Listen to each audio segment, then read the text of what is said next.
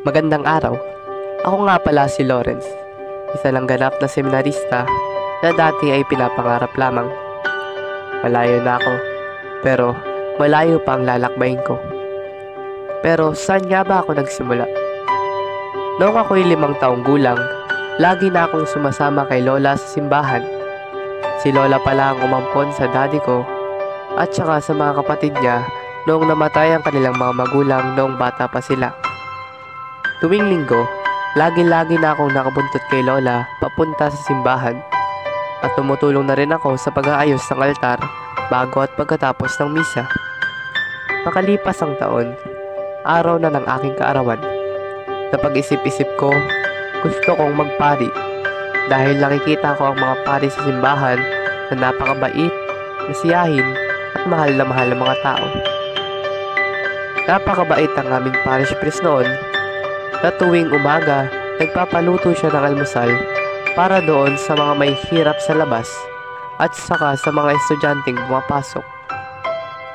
Minsan, kapag maaga ako nakapunta sa simbahan, tumutulong ako sa pagbabahagi ng mga ito. Kitang-kita sa mga mata ng mga tao ang tuwa. Dahil doon, nagbigay ito ng inspirasyon sa akin pumasok ng seminaryo upang magpari. Tumagal-tagal, nagkaroon ng malubhang sakit si Lola at dinala na siya sa ospital.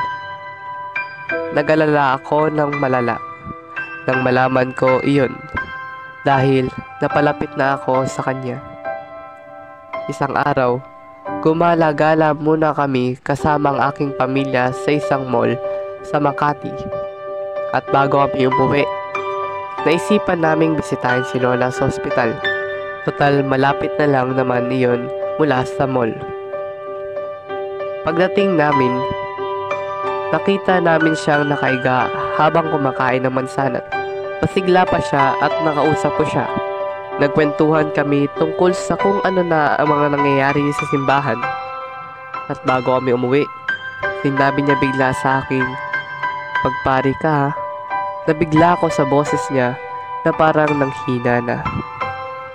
Kinabukasan, paggising ko, nakita ko na lang si Daddy na umiiyak. At doon ko na lang nalaman na pumanaw na pala siya. Nalungkot ako noon ng malala. Dahil yun na pala ang huli naming pagkikita. At ang huli niya sa aking paalam, "Magpari ka." Makalipas ang maraming taon, magtatapos na ako sa elementarya.